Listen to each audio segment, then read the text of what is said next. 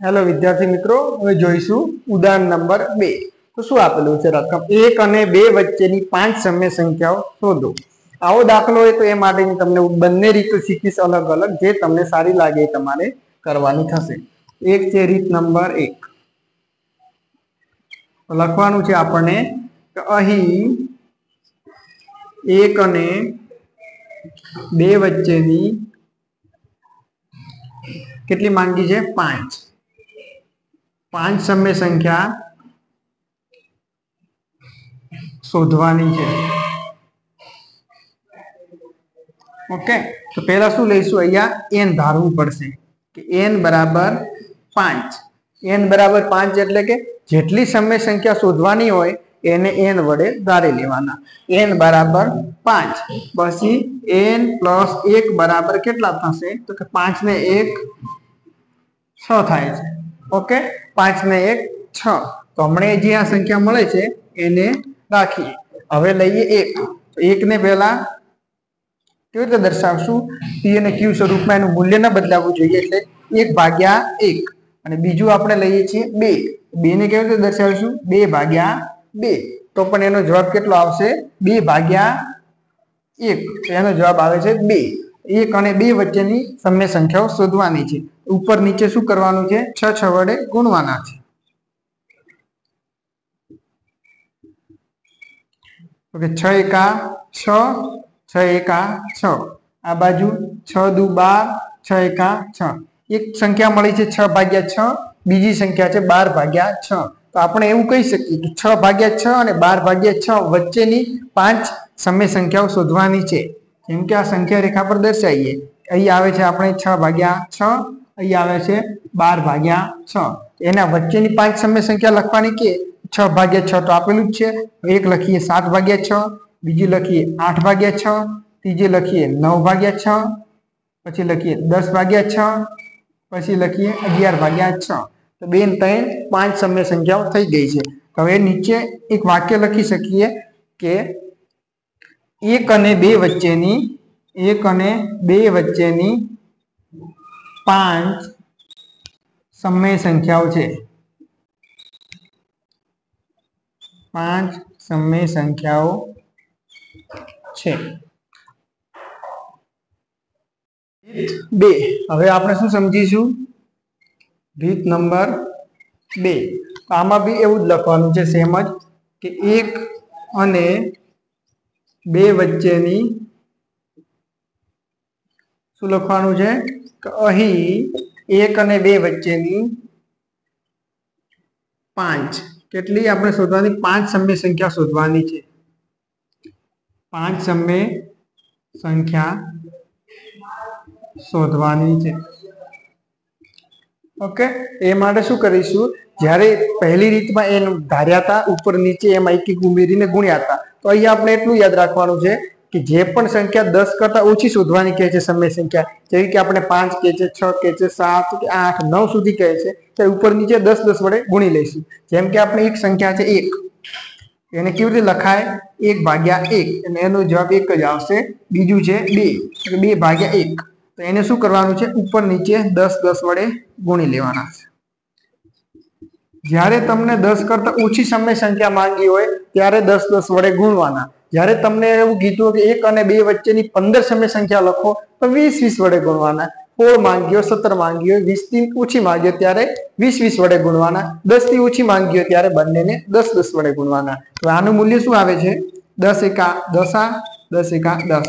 આનું મૂલ્ય આવે છે 10 દુ 20, 10 એકા 10, 20/10। એક સમય સંખ્યા આપણી છે 10/10, બીજી છે 20/10। આને આપણે સંખ્યા રેખા પર લઈ લઈએ। એના વચ્ચેની સમય સંખ્યાઓ લખવાની છે, તો કે 10/10 પછી કઈ આવશે? 11/10, 12/10, 13/10, 14/10, 15/10, 16/10, 17/10, 18/10, 19/10। જેટલી સમય સંખ્યા શોધવાની છે એટલી બધી લખી દેવાની। તો આમાં આપણે કેટલી માંગી છે? 5 માંગી છે। તમારે કોઈ પણ 5 સમય સંખ્યા લખી દેવાની। તો તમને બંનેમાંથી જે રીત સહેલી પડે છે એ લખવાની છે। નીચે વાક્ય લખી દેવાનું કે ઉપર મુજબ શું છે? ઉપર મુજબ 5 સમય સંખ્યાઓ 1 અને 2 ની વચ્ચે આવેલી છે. ઓકે, હવે લઈએ આપણે આગળ. ચલો વિદ્યાર્થી મિત્રો, હવે આપણે ઉદાહરણ 3 જોઈશું કે 3 અને 4 વચ્ચેની 6 સમય સંખ્યા શોધવાની છે. આગળ તમને શીખ્યું એવી રીતે કે આપણે રીત બંને રીતે ગણાવીશું. હમણાં તો તમને એક છે રીત 1 અને બીજી છે રીત 2. તો રીત 1 માં કેવું છે કે n વડે ધારવાનું છે. એમાં પહેલું વાક્ય આવશે આપણને કે અહીં 3 અને 4 વચ્ચેની 6 સમય સંખ્યા શોધવાની છે. કેટલી શોધવાની છે? તો 6. તો n બરાબર શું ધારીશું આપણને? 6. તો કે n બરાબર 2. તો કે n વત્તા 1 બરાબર n બરાબર શું લઈશું? 6. તો કે n વત્તા 1 બરાબર 6 વત્તા 1 બરાબર 7. તો કઈ કઈ સમય સંખ્યાઓ માંગી છે? તો આપણે લઈ એક માંગી છે 3. તો 3 ને આપણે સમય સંખ્યા સ્વરૂપે લઈશું. પૂર્ણાંક સંખ્યા છે એટલે 3/1 લખાશે. બીજી એટલે તો એને શું કરવાનું? બંને બાજુ 7 વડે ગુણવાનું છે, અંશ અને છેદમાં.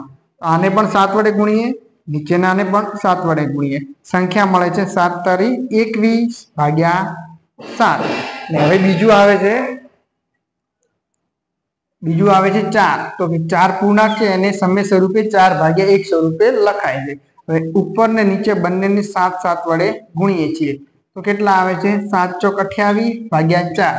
હવે કોઈ નહીં, ઓકે, 21/7 છે તો એને ઉડાડવું નહીં કે 7 તારી 21. તો ઉડાડીશું તો જે આગળ આપણે ગુણ્યા છે એનું મહત્વ રહેશે નહીં.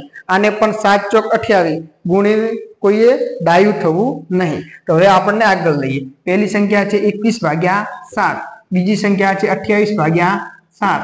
આને વચ્ચેની હવે સમય સંખ્યાઓ લખવાની છે કે કેટલી લખવાની છે? 6. તો કઈ કઈ આવશે? એક આવશે 22/7, બીજી આવશે 23/7, ત્રીજી આવશે 24/7, પછી આવશે 25/7, પછી આવશે 26/7. પછી એક વાક્ય લખી દો. શું હશે વાક્ય? કે ઉપર મુજબ કે 3 અને 4 વચ્ચેની 6 સમય સંખ્યાઓ છે. 6 સમય સંખ્યા છે. હવે આપણે લઈએ રીત નંબર 2. ઓકે, હવે આપણે લઈએ રીત નંબર 2. તો એમાં શું છે કે ઉપર નીચે જે બી આવશે, જેમ કે 3 છે તો 3 પૂર્ણાંક છે એને દર્શાવીએ છે 3/1. અને બીજું આવે છે 4, તો એને દર્શાવીએ છે કે કેવું આવે છે? 4/1. આ બંને આવે છે.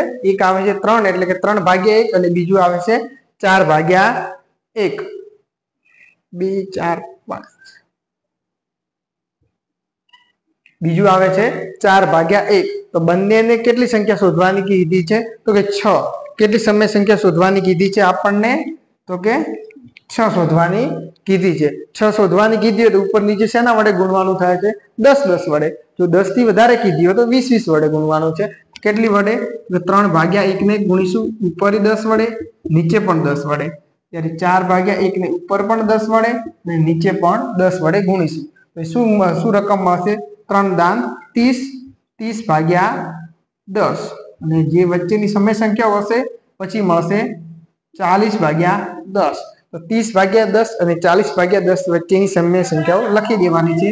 જેમ કે આવશે 31/10, 32/10, 33/10, 34/10, 35/10, 36/10.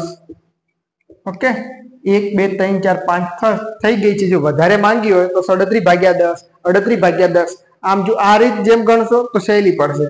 નીચે લખી દેવાનું છે કે 3 અને 4 વચ્ચેની 6 સમય સંખ્યા ઉપર મુજબ છે.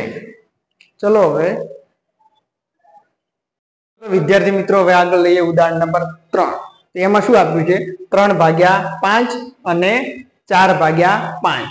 કેવું આપ્યું છે? 3 ભાગ્યા 5 અને 4 ભાગ્યા 5 વચ્ચેની 5 સમય સંખ્યાઓ શોધવાની છે. તો બંને રીત પ્રમાણે ગણીશું. તો રીત નંબર 1 તમને શીખવેલી જ છે. કેવી છે? એમાં n ધારવાનું રહેશે. તો કે આપણને એ પેલું લખી દેવાનું કે અહીં 3 ભાગ્યા 5 અને 4 ભાગ્યા 5 વચ્ચેની 5 સમય સંખ્યા શોધવાની છે. શું કરવાનું છે? સમય સંખ્યા શોધવાની છે. તો હવે લખી દેવાનું n. તો કે મિત્રો n બરાબર કેટલા થશે? આગળના દાખલામાં ચલાવી જ છે. n બરાબર કેટલા થશે? જો જેટલી સમય સંખ્યા શોધવાની કે તો એને આપણે n લખી દેવાનું. તો n બરાબર 5 થશે. ને n વત્તા 1 બરાબર કેટલા થશે? 5 ને 1 5 ને કેટલા થાય? 5 ને 1 6 થાય. ઓકે. તો હવે આપણને જે પણ સંખ્યા બે માંગી છે એને પેલા લઈ લઈએ. જેમ કે એલી છે 3 ભાગ્યા 5. તો 3 ભાગ્યા 5 ને 6 6 વડે ગુણીએ. ઉપર નીચે 6 6 વડે. તો 6 દુ 12 6 તરી 18 6 પંચા 30. કેટલું આવે છે? 18 ભાગ્યા 30. બીજી સંખ્યાને પણ એવી રીતે જ ગુણીએ. એ સંખ્યા છે 4 ભાગ્યા 5. અંશમાં પણ 6 વડે, છેદમાં પણ 6 વડે. તો શું આવે છે? 6 ચોક 24 ને 5 5 6 30. શું મળે છે? 18 ભાગ્યા 30 અને 24 ભાગ્યા 30. તો આ બંને વચ્ચેની જે સમય સંખ્યાઓ છે એને સંખ્યા રેખા વડે દર્શાવી લઈએ. જેમ કે એક સંખ્યા મળે છે અમને 18 ભાગ્યા 30, બીજી છે 24 ભાગ્યા 30, બીજી 24 ભાગ્યા 30. તો એને વચ્ચેની કઈ કઈ હશે? એક હશે 19 ભાગ્યા 30, બીજી હશે 20 ભાગ્યા 30, ત્રીજી હશે 21 ભાગ્યા 30, ચોથી હશે 22 ભાગ્યા 30, પછી હશે 23 ભાગ્યા 30. પછી વાક્ય લખી દેવાનું છે કે ઉપર મુજબની સમય સંખ્યાઓ 3 ભાગ્યા 5 અને 4 ભાગ્યા 5 વચ્ચેની છે. તો રીત નંબર 1 સમજી ગયા છો. હવે આપણને આગળ મિત્રો હવે આપણે ઉદાહરણ 4 માં જ બીજી રીત શીખવાની છે. રકમ શું છે? 3 ભાગ્યા 4 અને 4 ભાગ્યા 5 વચ્ચેની 5 સમય સંખ્યાઓ શોધો. તો રીત નંબર 2 હશે. હવે રીત નંબર 2 શું કહેવા માંગે છે? તો એ તો તમને શીખવી જ છે. શું છે? તો જ્યારે 5 સમય સંખ્યા એટલે 10 કરતા નાની માંગી હોય ત્યારે અંશ અને છેદમાં 10 10 વડે ગુણાકાર કરી લેવો. તો પહેલું વાક્ય શું આવશે? 3 ભાગ્યા 5, 3 ભાગ્યા 5 અને 4 ભાગ્યા 5 વચ્ચેની 5 સમય સંખ્યાઓ. કેટલી? કે 5 સમય સંખ્યાઓ શોધવાની છે.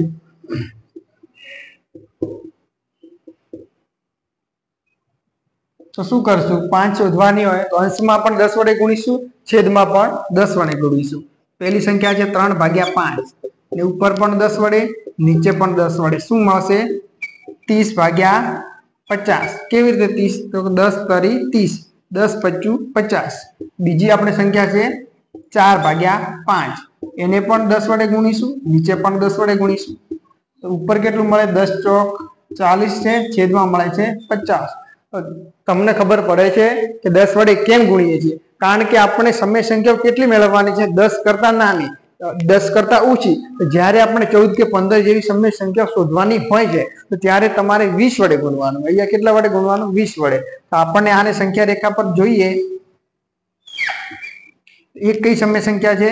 30 ભાગ્યા 50. બીજી કઈ છે? 40 ભાગ્યા 50. આ નીચે આના વચ્ચેની સમય સંખ્યાઓ લખવાની છે. કઈ લખીશું મિત્રો? એક લખીશું 31 ભાગ્યા 50, બીજી લખીશું 32 ભાગ્યા 50, ત્રીજી લખીશું 33 ભાગ્યા 50, ચોથી લખીશું 34 ભાગ્યા 50, પછી લખીશું 35 ભાગ્યા 50. કેટલી થઈ? 1 2 3 4 ને 5. 5 આપણે સમય સંખ્યાઓ થઈ ગઈ છે. એના કરતા જો વધારે માંગી હોય તો તમે 36 ભાગ્યા 50, 37 ભાગ્યા 50, 38 ભાગ્યા 50, 39 ભાગ્યા 50 લખી શકો છો. એક વાક્ય લખી દેવાનું છે કે ઉપર મુજબની 5 સમય સંખ્યાઓ. કેટલી? 5 સમય સંખ્યાઓ 3 ભાગ્યા 5 3/5 અને 4/5 વચ્ચેની છે।